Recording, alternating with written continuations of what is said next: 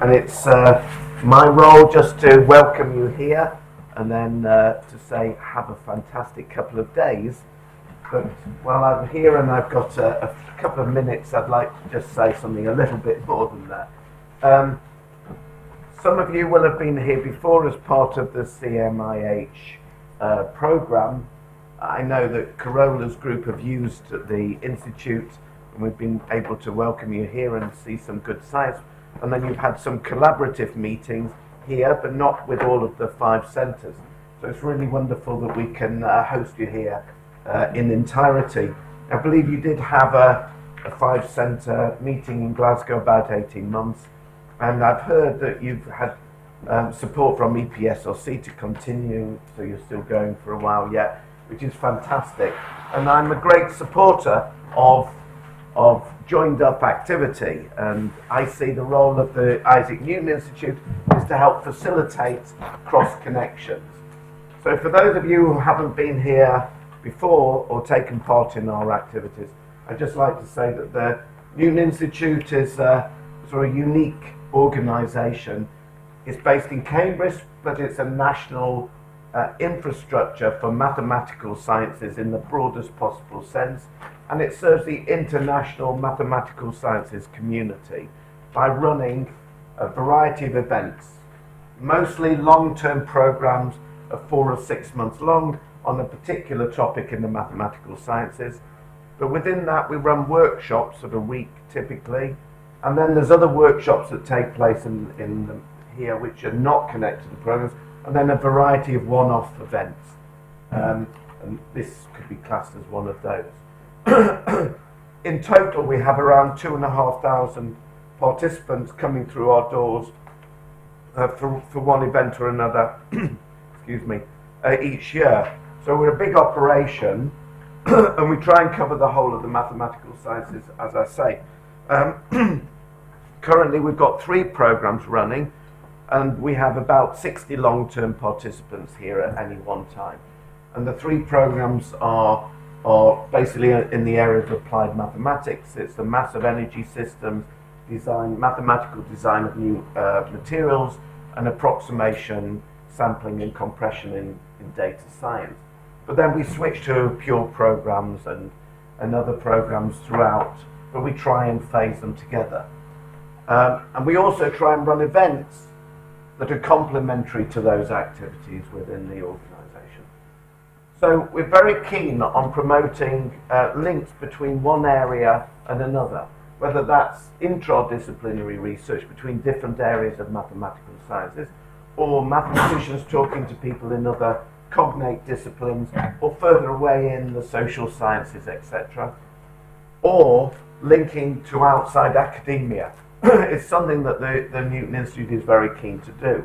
And so a few years ago, the Newton Institute set up what was called the Turing Gateway to Mathematics to promote those links outside academia in particular.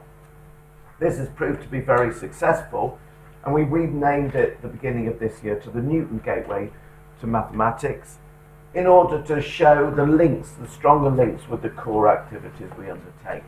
And we run about 20 or so events as part of the Newton Gateway program to really foster interesting new associations.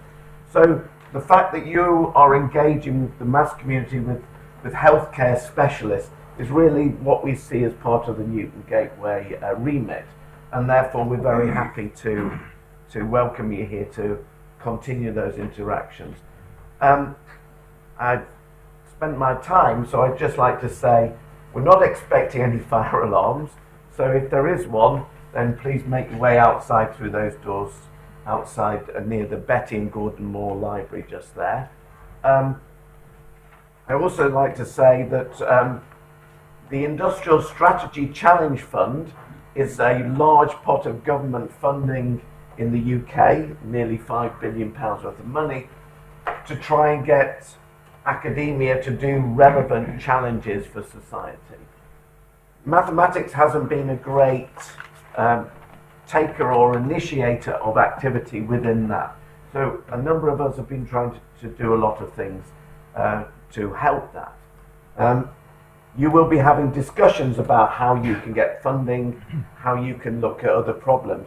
I would suggest that you look at the Industrial Strategy Challenge Fund challenges, and there's one in particular on healthy aging, which I think is entirely appropriate to your community.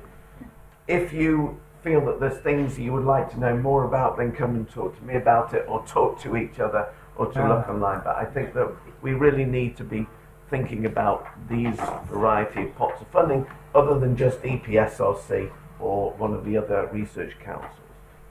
On that final note, I'll pass to Pete. Have a great couple of days, and I hope it's very productive. Thank you.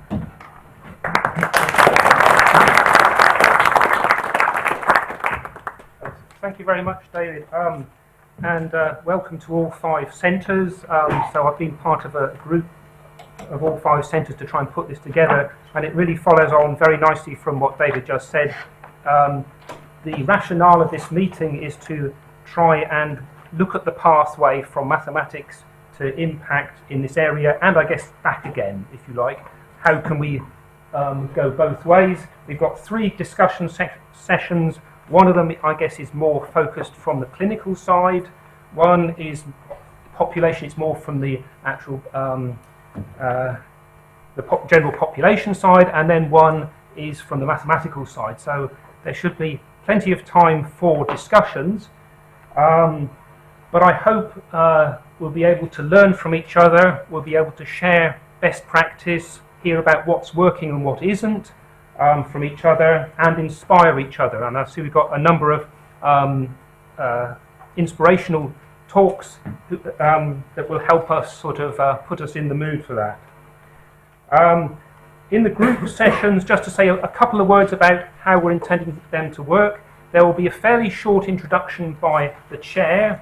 There will then be an opportunity for individuals who feel they have something particular to contribute to the discussion to say a few words then, and then we'll break into groups for smaller discussions, and then there'll be a feeding back session at the end.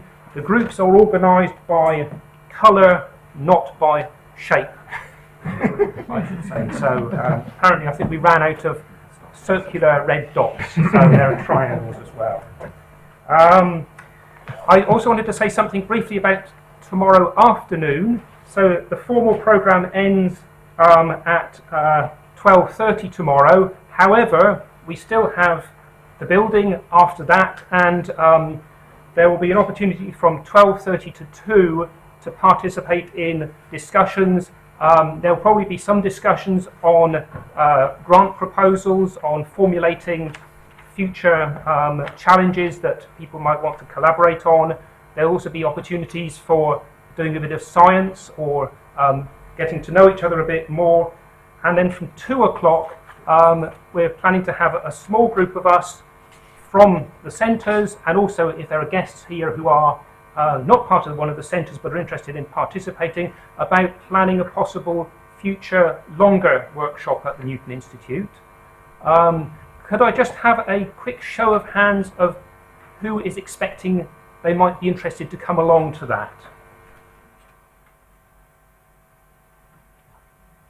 And if, for example, you really want to be part of that, and you need to leave early, you need to leave sort of before 2 o'clock, please let me know, and we'll maybe try and bring that forward a little bit.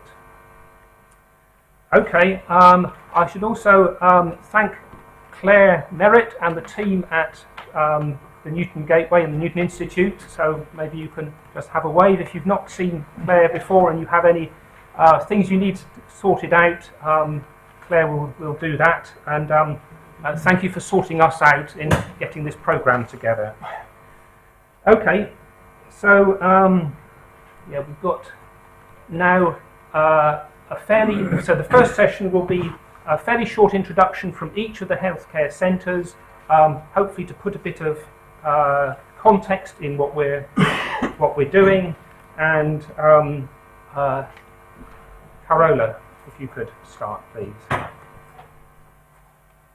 I should also say, so there's the conference meal this evening is at Robinson College, but I think there will be opportunities to sort of go from here in groups of people, or you can drop things off at your accommodation first. Okay.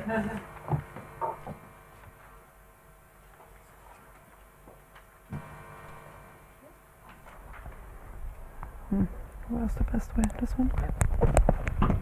Okay. Thank you. Okay, thanks a lot. I'm going to tell you a little bit about what the Cambridge Math and Healthcare Centre is all about. And we are really interested in imaging. So we want to bring together applied mathematicians and statisticians and exploiting both synergies but also complementary aspects of what we are doing to solve or help solve problems in clinical imaging. Cardiovascular imaging, neuroimaging, generally imaging of cancer. And we want to do this by really going across the board from a collaboration with mathematicians, statisticians, with engineers, physicists, all the way to biomedical researchers and clinicians. Okay, so very, very roughly, this is the type of imaging data we are looking at. Multimodal imaging, spectral imaging, dynamic imaging. Imaging data that doesn't live on flat geometries but lives, for instance, on the cortical surface. And then we are interested in the whole pipeline, starting with the actual measurements that a computer tomograph, for instance, is taking, all the way to a quantification based on these images, and then using this quantification to do a prediction, a diagnosis, or something like that. So the tasks, very roughly, that we are interested in is image reconstruction methods, the development of registration approaches, segmentation, classification, but then also using imaging data to derive physiological models of, for instance, processes in the cardiovascular system, and supporting with new mathematical image reconstruction techniques, in particular, the development of novel imaging technologies.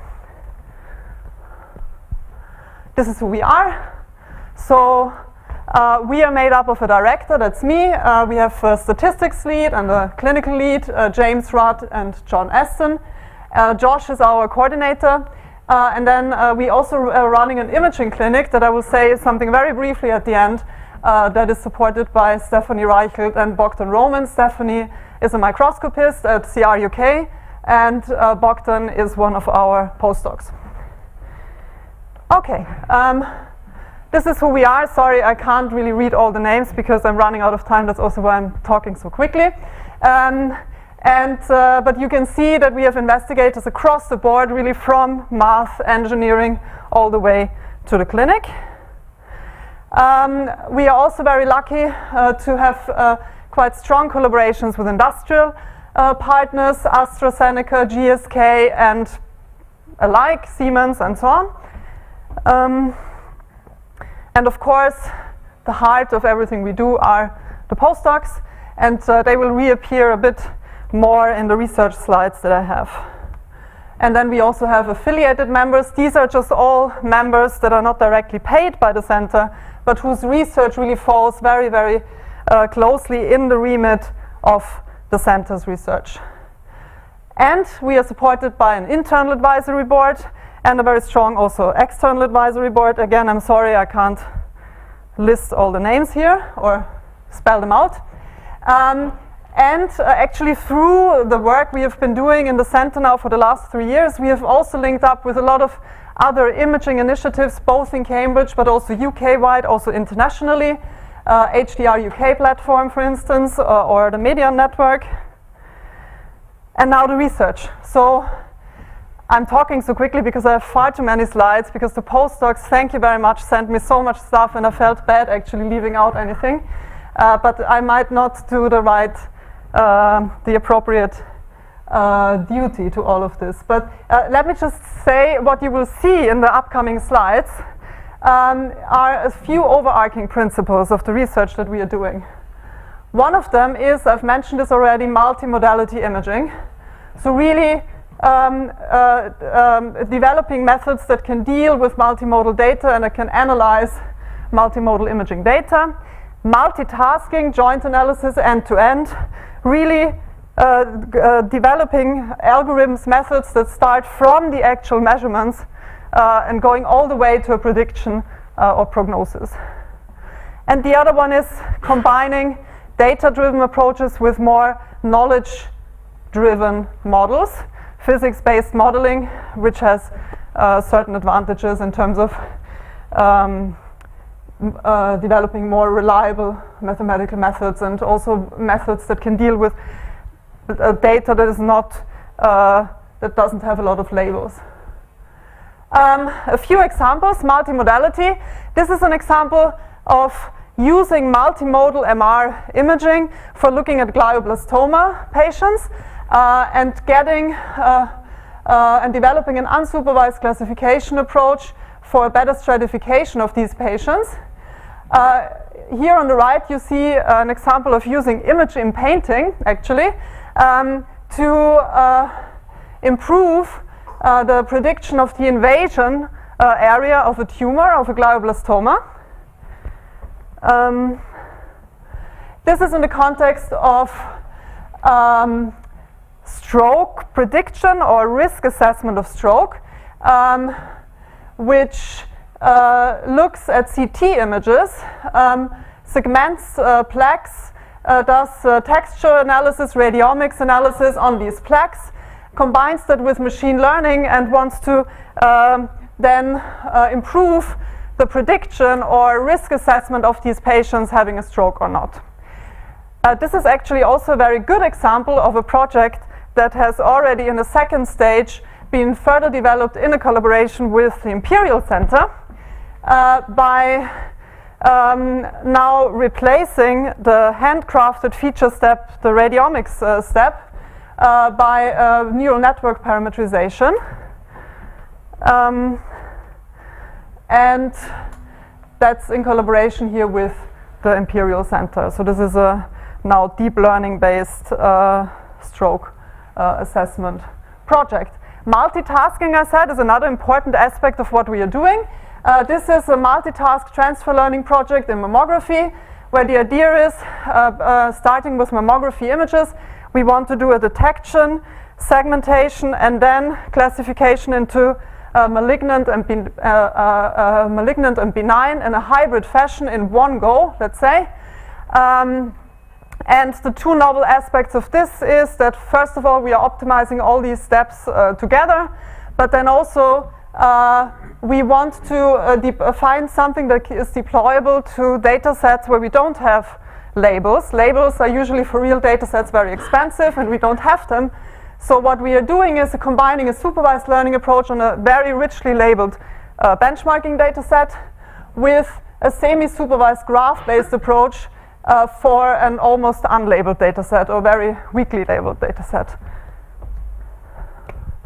Right. Multitasking also appears here in this, what I think is a very cool project.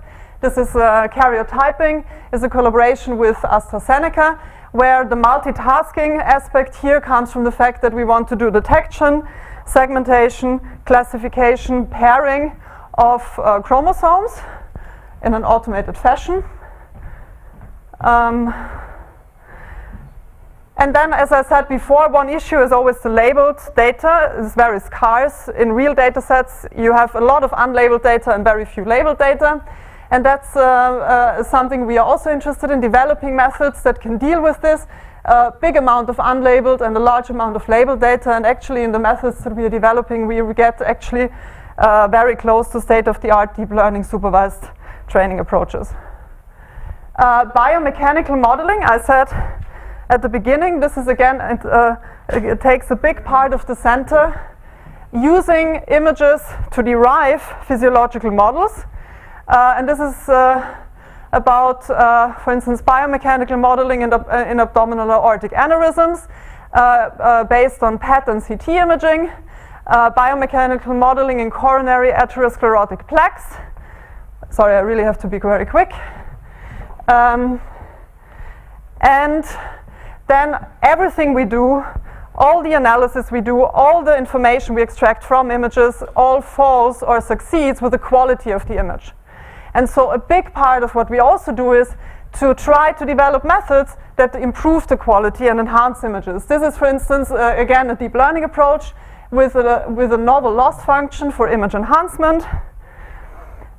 This is for MRI reconstruction, in particular developing MR reconstruction approaches with motion constraints that have a motion estimation component in them for spatiotemporal imaging that can be used either for motion correction or that can be used to enhance the spatiotemporal reconstruction with the motion.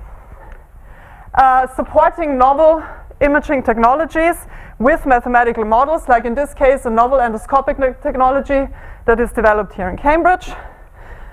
And last but not least, also developing both theory and methodologies, numerical methodologies for EEG and MEG. And all of this culminates, and then I'll stop, this is an example of what it could culminate. All of these philosophies of multimodality, multitasking, end-to-end, of this end-to-end idea of starting with the actual raw scanner measurements and going all the way through all these processing steps, reconstruction, segmentation, feature extraction, and then reaching a decision, doing this not in a sequential manner, but linking up all these steps with each other, optimizing all of them for the actual task you want to solve at the end. And this has two consequences. First of all, you're really making every step aware of what you actually want to do.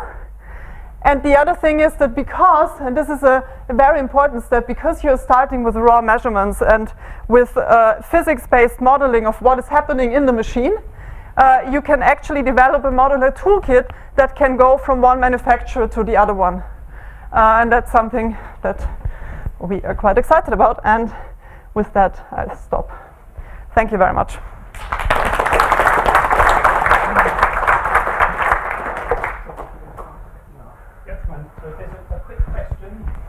But I'm here, you can also ask. There's plenty of opportunities to discuss later.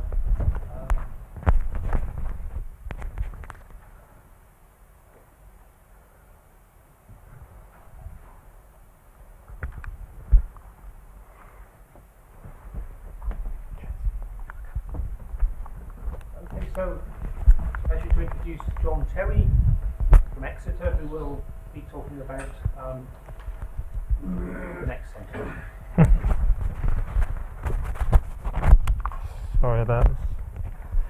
Let's try and get this on.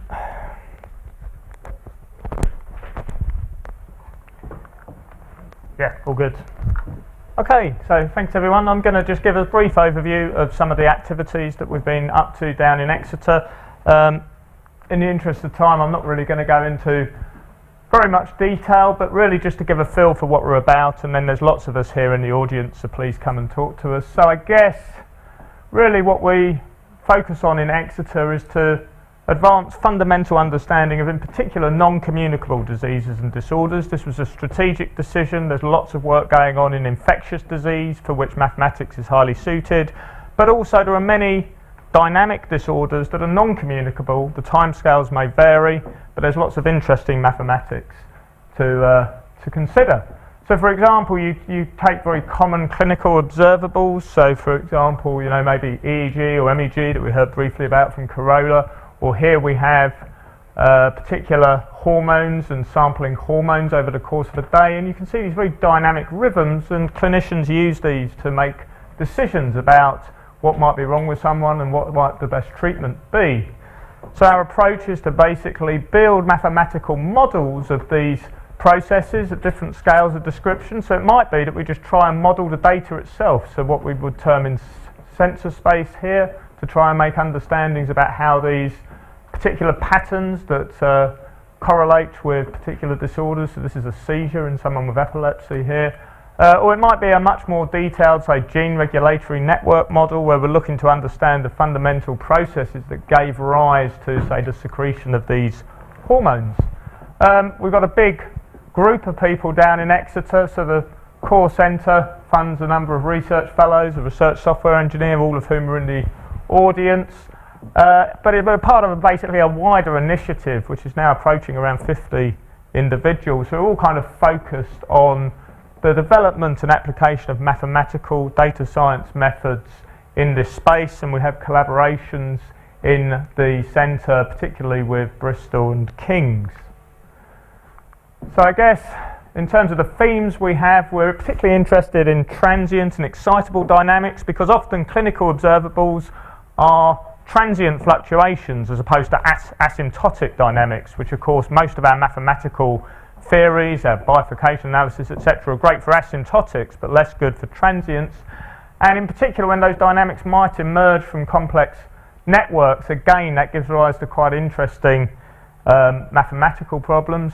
Another area that we're interested in is uncertainty quantification, and Peter Challoner in the audience leads on this. So in particular, if we're making predictions based on data, how certain are we in those predictions? And if we're making decisions about how to treat someone or what the diagnosis might be, that's really important. And then we have these sort of primary application areas, I guess, which is electrophysiological modelling, so that might be brain activity or the heart, neuroendocrine, and increasingly some metabolic modelling, as well as a theme that's built around prototyping preclinical discovery, so taking basic research on towards higher technology readiness levels. So we've had quite a bit of success, and in particular we've really worked hard to build new collaborations with clinical partners, and I just want to highlight one in particular, St Vincent's Hospital at the University of Melbourne, because we've actually got 3 of our collaborators in the audience from St Vincent's, one of whom who was a sort of graduate, I guess, of the scheme there, Dean Freeston, who's going to be giving one of the plenary talks later on about how he's really gone from basic research through to clinical support systems, and I think it's a fantastic journey that we're going to hear about. Another thing we're particularly proud of is the way that we've been able to support early career researchers in securing their own funding and building their own careers, and we've had 11 independent fellowships secured to date, and here's a selection of some of them. So Jen, who's in the audience, was originally funded through the centre, secured her own MRC fellowship which began last year. Edda as well, who's in the audience, also was funded partly through the centre, and then also secured his own MRC fellowship. Wes, also a fellow, is also in the audience with us, so do go and have a chat with them. And one of the ways that we've really tried to build collaborations, I guess, between new groups is through what we term the research incubator. So many of you may have been to business type incubators. So for example, the iCure setup was run by Set Squared, so innovation to commercialisation of university research. So these activities are designed to kind of put people together and facilitate all of the key aspects of project planning that are essential for success. So in the business context, that's often being exposed to how to have particular conversations with investors or regulation, etc. But we repurposed this for establishing research collaborations built around the project planning, research development, IP impact, public involvement and engagement, and project resourcing. And we've had a lot of success coming through those 6-month projects. So we run them for 6 months in this intense way, and the idea is that by the end of the 6 months people will have preliminary data that's suitable for publications and onward funding.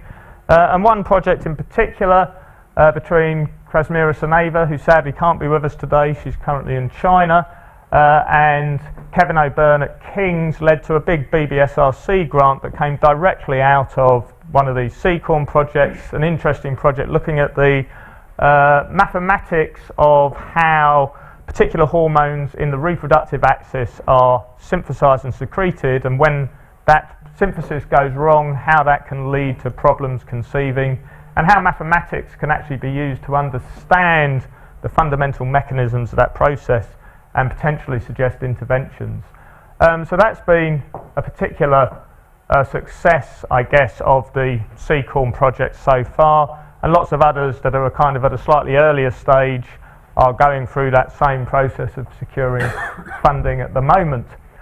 So I guess moving forwards, we're particularly interested as well in hosting visitors and workshops. So this is something just to highlight to everyone in the room that we're open for business. If you want to come and visit, we'd be really happy to host you. We've also organised various international conferences. So later on this year, ICTALS, which is a big epilepsy conference, is coming to Exeter, which Mark Goodfellow, who's at the back of the room, is organising. We've had lots of hot topics workshops as well. We're looking to host some more.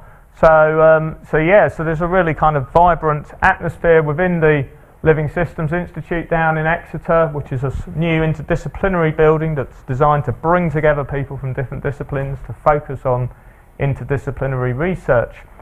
So I guess in the interest of time, I'm going to call it a day there, but just to sort of flag later on today, we're going to be having one of the discussion sessions about how we can really go from fundamental mathematics through to clinical decision support and have a really good discussion about some of the challenges there, both from a mathematical and clinical perspective. And although he doesn't know it, I'm hoping to get Mark Cook, who is a neurologist at Melbourne, to come up and say a few words after me. As Pete suggested, we might have some people from the audience say a few words just to set the scene, and I think if you don't mind, Mark, that would be really valuable at the appropriate time. So I think that's after lunch, right? Very good. Thank you.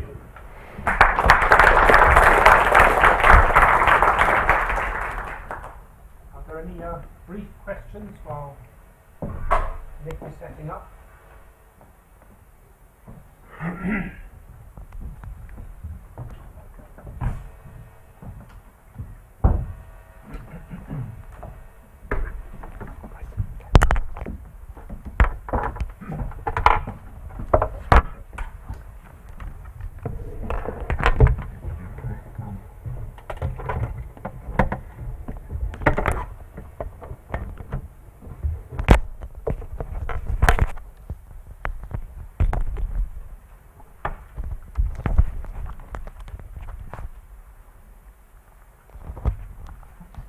The mic.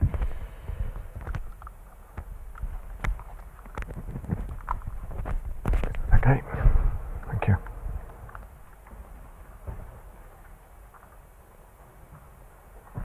Okay, so now we'll hear from Nick Hill, who will be telling us about That's fine.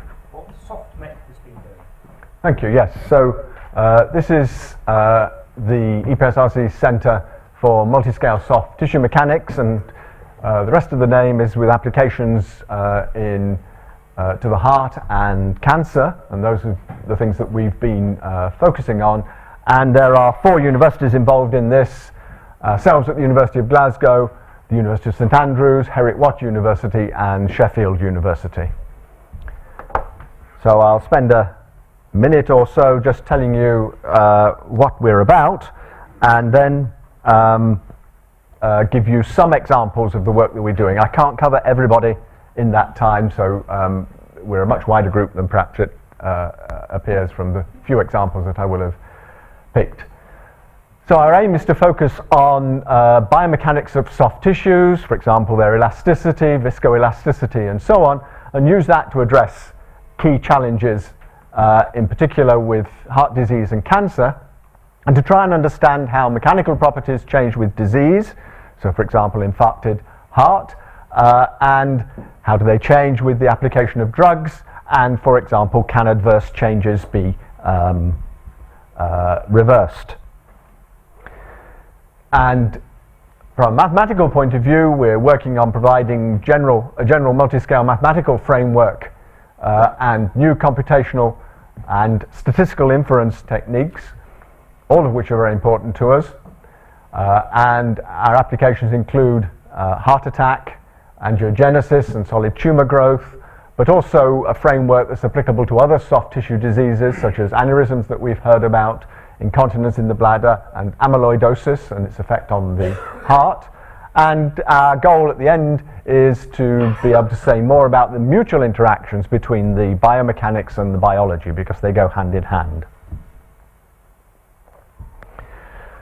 It's a multidisciplinary centre. We have people in biomedical engineering, we have clinicians who are part of SofTMech, and life scientists as well.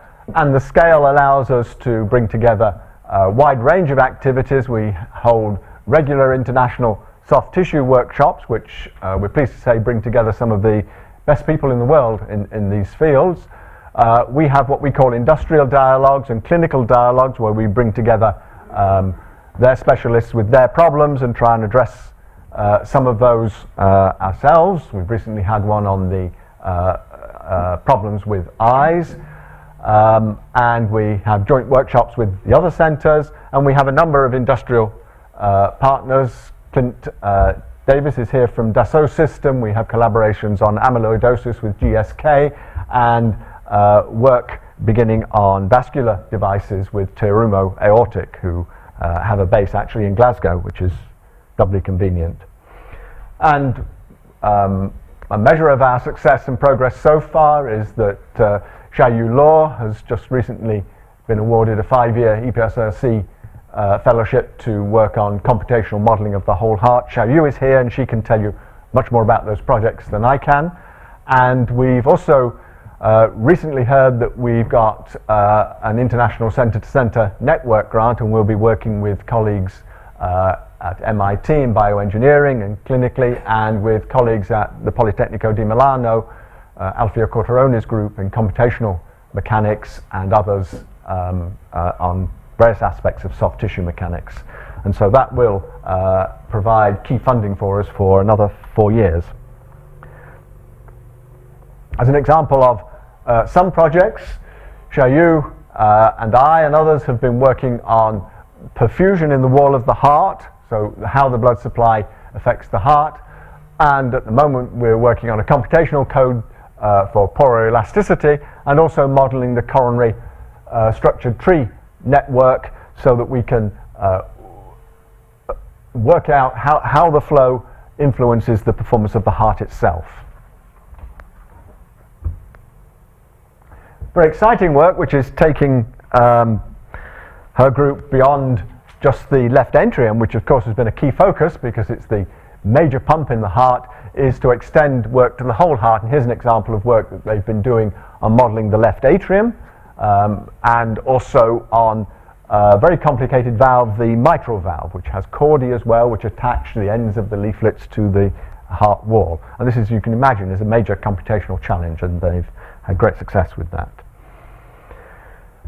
Our work is translational too, and one application of this sort of work is growth and remodeling in congenital heart disease, and we're working with pediatric cardiac surgeon, Mr. Mark Danton, who's based in Glasgow, and the issues here are predicting the sort of changes in growth and remodeling that would happen over the years, because the children affected by this often need surgery as they grow, and they face lifetime problems, and so the more that we can do to help the surgeons predict what they're doing in terms of shape change and functional remodeling is of great importance to these patients.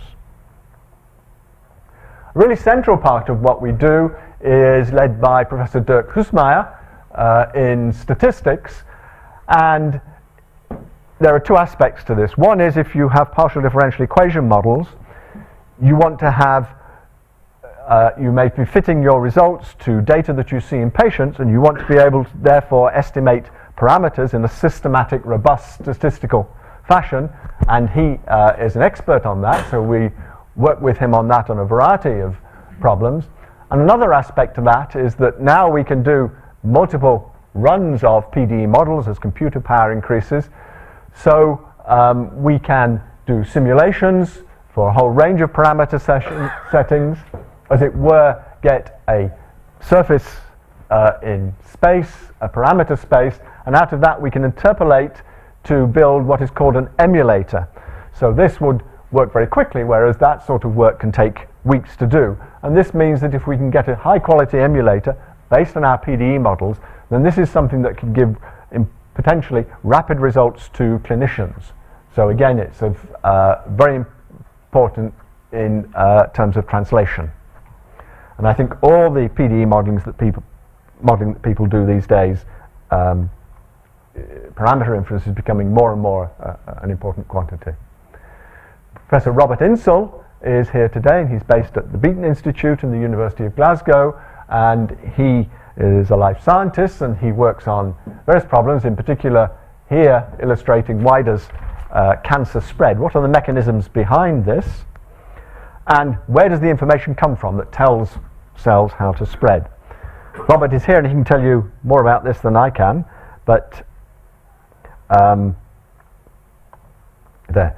So very briefly, the idea is that cells consume the chemicals, the gradients of which they can detect, and they can therefore generate self-induced chemotactic gradients. He's done a very nice combination of experiments and mathematical modeling to demonstrate that these things work and are of wide applicability. And this is very interesting because this is a very robust mechanism, unlike some of the early Turing instabilities, for example, which are quite sensitive to parameter values. How am I doing for time, Peter? Yeah, fine, that's fine, thank you.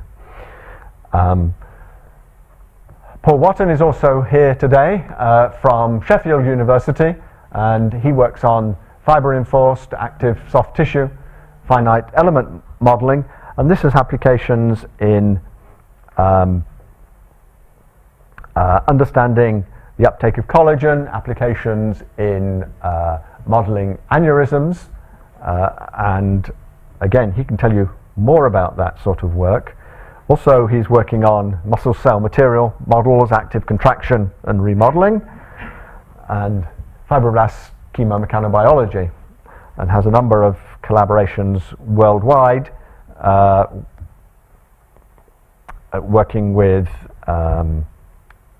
people in Sweden and in India, and also at Pittsburgh University.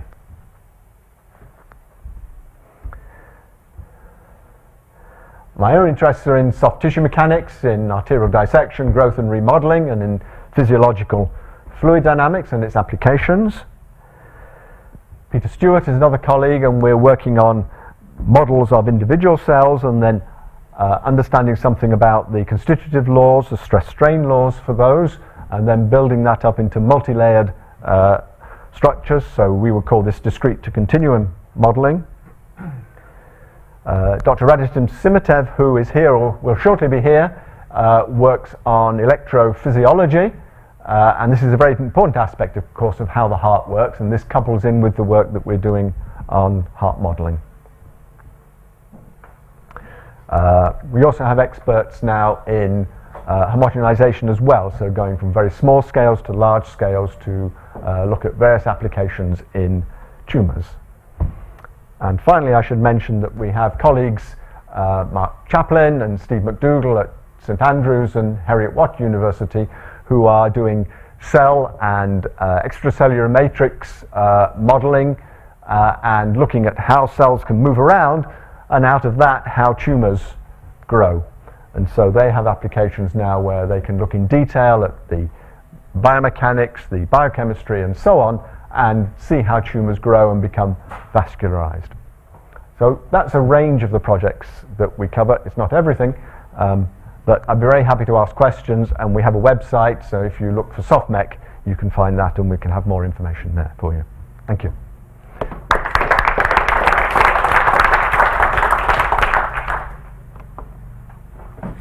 Any burning questions while the next speaker is setting up? Otherwise, thank you very much.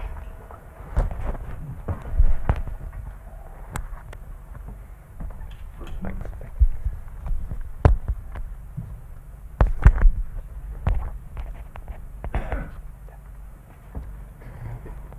The next presentation is from Mauricio, who will be telling us about the Imperial College Centre. Right, so thank you for the invitation. We all face the same problem, which is we have 10 minutes, and Peter is going to keep us true to that. So what did we do? We tried to give you a few snippets, so apologies for all the things I'm not going to be saying. I prefer to basically just give you like a couple of comments about different areas. There are a few things, the audience is mixed. A lot of people have a background on how the centers were set. Others are newer, so we all have a couple of slides about what we are about and sort of like more bureaucratic aspects, so I will quickly go through those. Okay, ours is a center on precision healthcare. At that point, when we sort of like started this, precision healthcare was perhaps not so much in the public domain.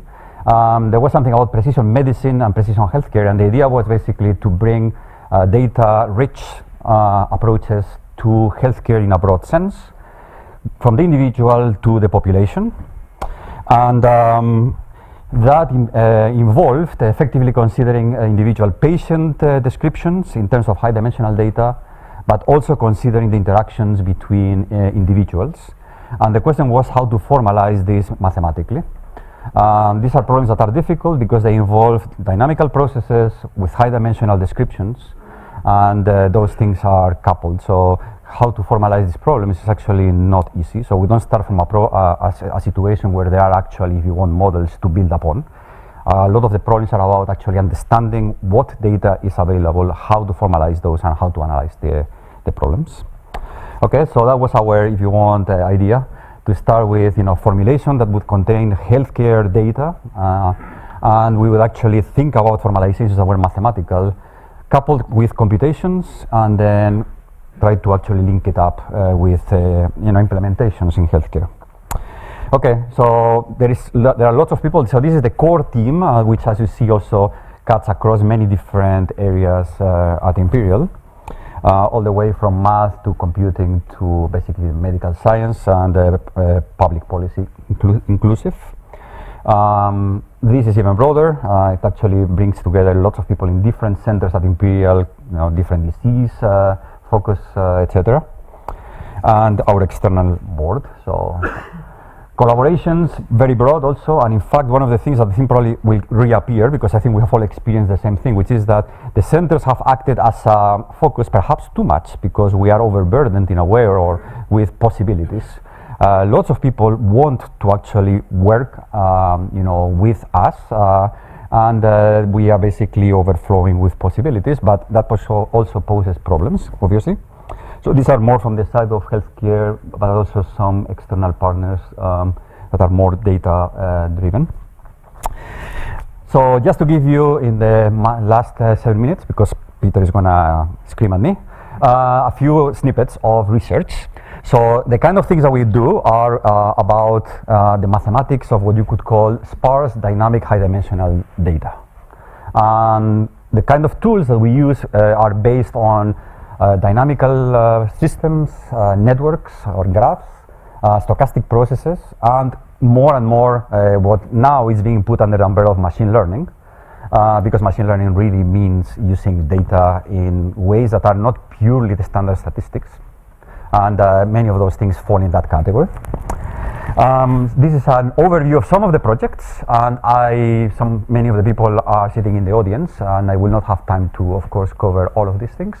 They go from things that are, as I said before, about individuals to the population, and the formalizations are actually similar mathematically, and that has been another of the good things about the center. The links between many of these problems are about the mathematical formulation, and I try to give you a couple of examples later. Okay, so some examples, just snippets. So some things were actually relatively, if you want, direct applications of analysis that would be, using, for example, network analysis on, for example, social networks in relation to healthcare problems. So we applied this to analysis of things that were related, for example, to the NHS debates online, or analyzing, for example, the social domain related to diabetes and obesity. The potential of this is basically in terms of intervention and understanding the actual communities that are out there. Some things are not obvious. For example, diabetes online is not, of course, only about healthcare organizations and patients, but also about companies. Companies sometimes pretending to be experts and, of course, trying to sell you stuff, right? So these are things that you can actually try and get to by looking into like the structure of online social networks.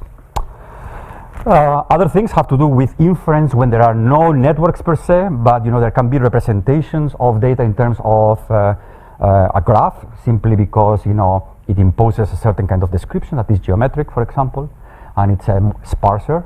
So these things have been put together in relation to imaging or to social problems.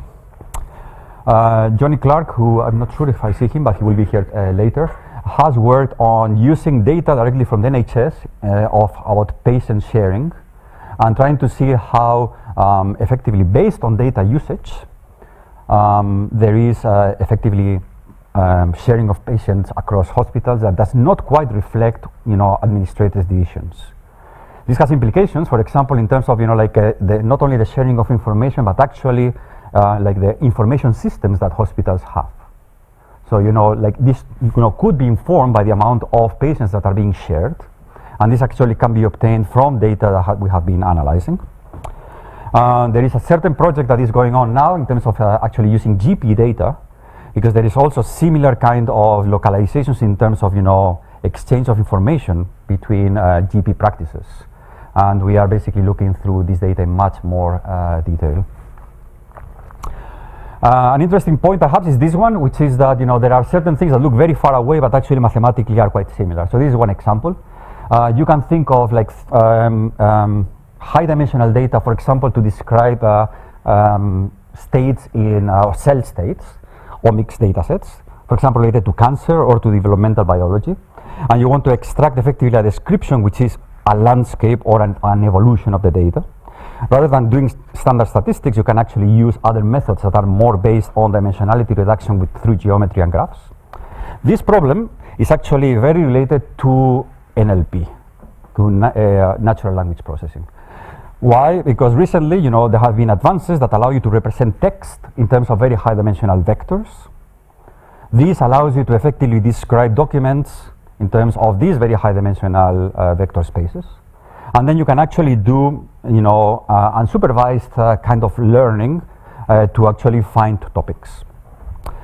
Okay, I'm getting the nod from Peter. That means I have to rush. So we have applied this to records in hospitals, trying to extract information that would guide them on how to analyze, the information that is put in by doctors, without actually having to look into that, and to actually help in the classification of harm in hospital records. Finally, I will mention a couple of things about inference based on other data. So this is basically about how to infer trajectories and temporal data from observations. We have done this from, acquisition of traits, for example, in cancer and TB in antibiotic resistance, and also in comparing a time series of people online, which allows you to classify and stratify potentially patients and how they proceed through hospitals. And coupled with machine learning, classifying, for example, time series that are about essential tremor. Okay, so to finish, one of the things that probably is a message is that, as I said, the amount of connections that have been generated by the centers, in our case it was on purpose. We wanted to actually have some seed funding for projects that would extend and start at the end, has been phenomenal. There are many, many projects that are right now starting and ongoing, and this is just a list of things that are basically developing. And I think that's part of the discussion that we'll be having in the next day and a half or so. So just an advert, we have a workshop happening in June, which is about single cell high dimensional data. And you are all more than welcome to come to Imperial. And that's it.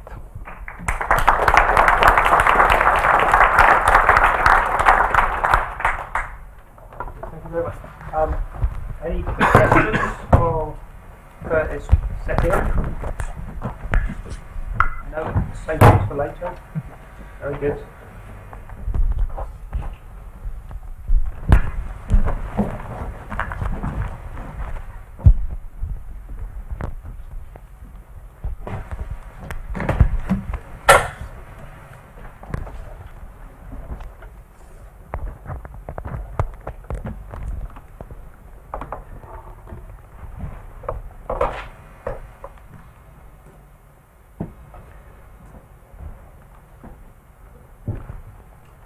Okay, and last but certainly not least, we have Kurt from Liverpool, who will be telling us about their healthcare centre.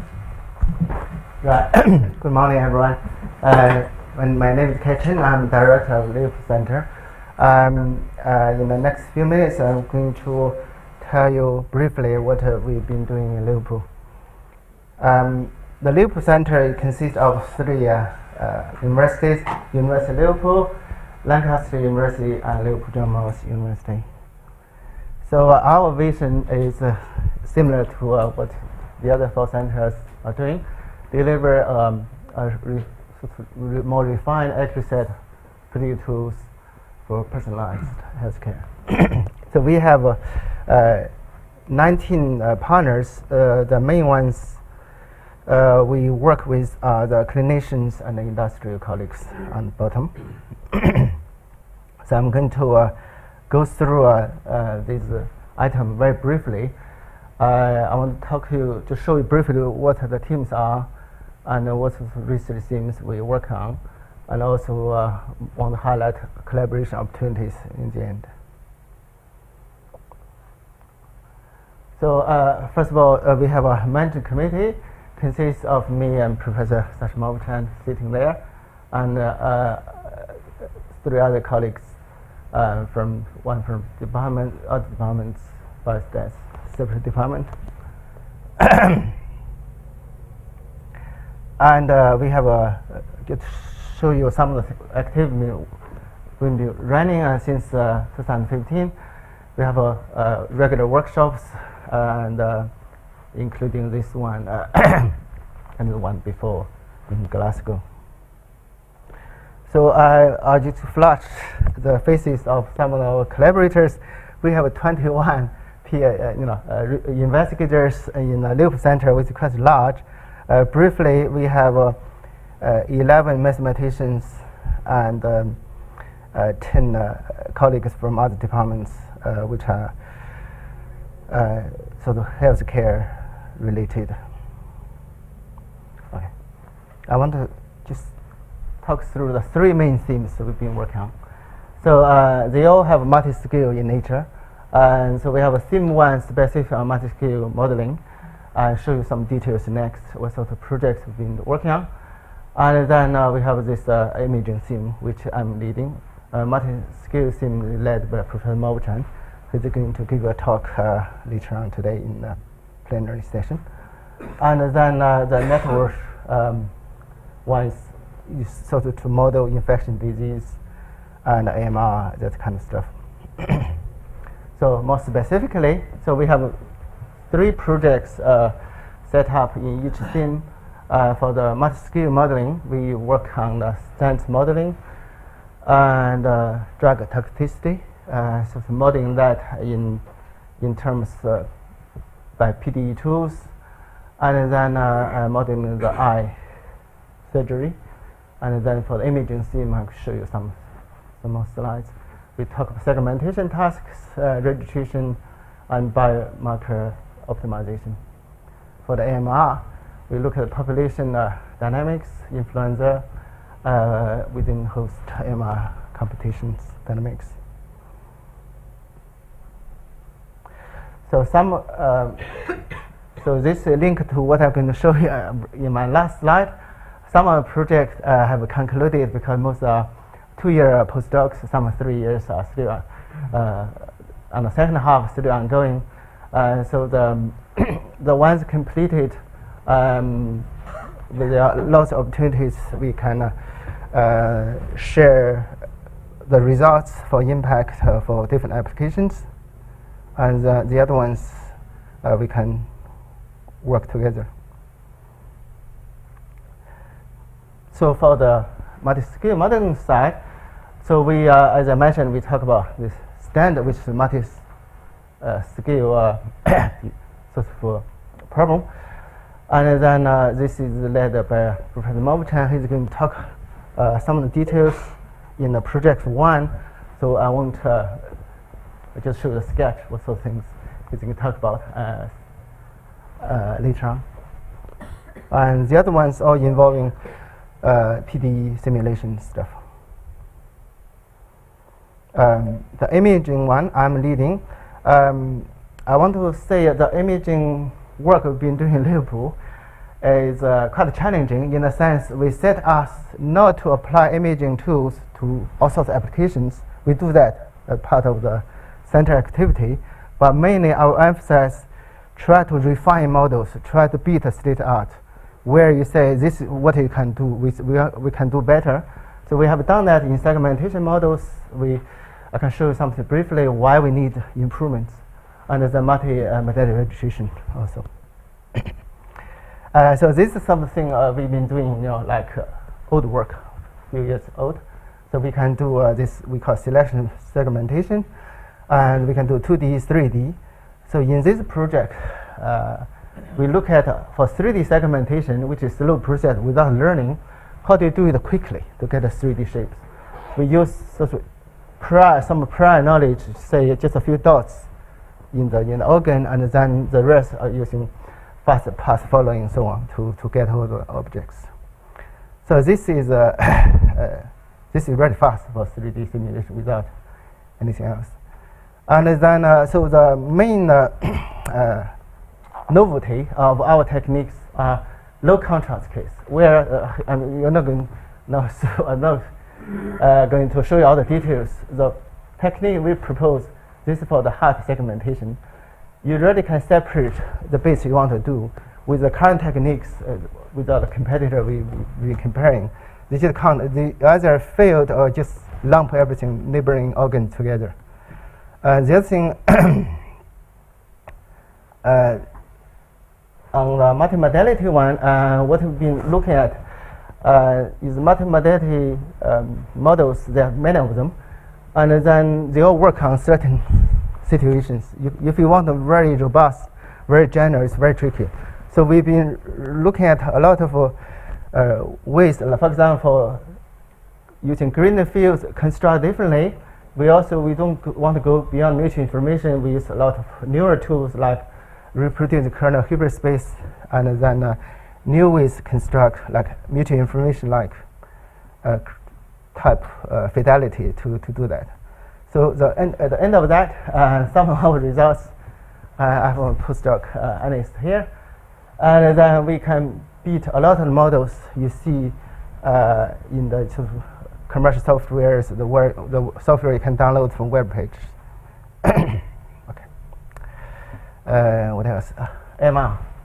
So for the AMR is the hot topic. Well, I think we have colleagues from the our IIB Institute of Integrated Biology working with our mathematicians, working on using ODE tools, using graph theory stuff, with Lancaster as well.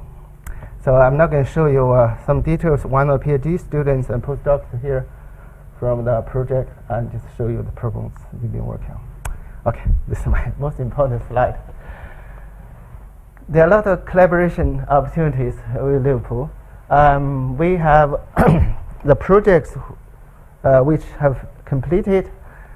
We came up a lot of new tools which we can freely share with the colleagues who are interested. We can talk about them later.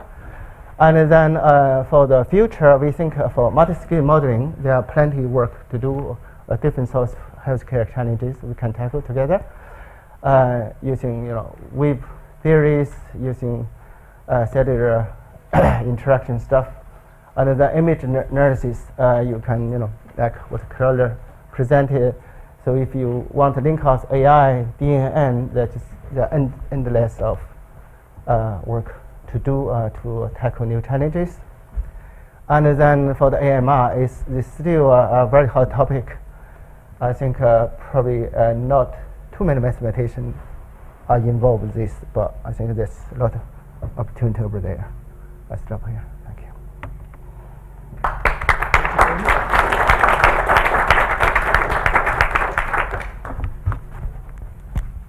Okay, if there are any burning questions?